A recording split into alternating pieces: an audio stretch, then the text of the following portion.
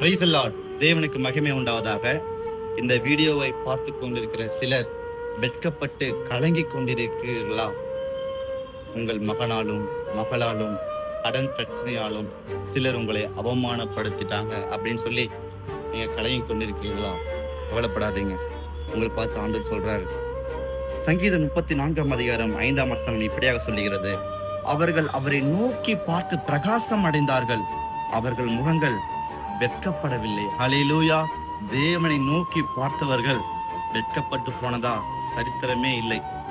அதற்கு நான் ஒரு அடையாளம். ஹல்லேலூயா. தேவனை நோக்கி பாருங்க, என் ஜனங்கள் ஒருபோதும் வெட்கப்பட்டு போவதில்லை என்று தேவன் சொல்கிறார்.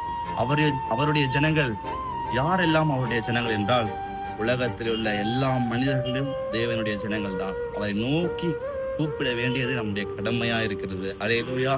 இந்த நேரத்துல இயேசு என்ற ஒருவர் இருக்கிறார், அவரை விசுவாசிப்போம், அவரை நம்புவோம் என்ற ஒரு தீர்மானத்தை எடுப்போம். அப்போது நீங்கள் வெட்கப்பட்டு போகவே மாட்டீர்கள்.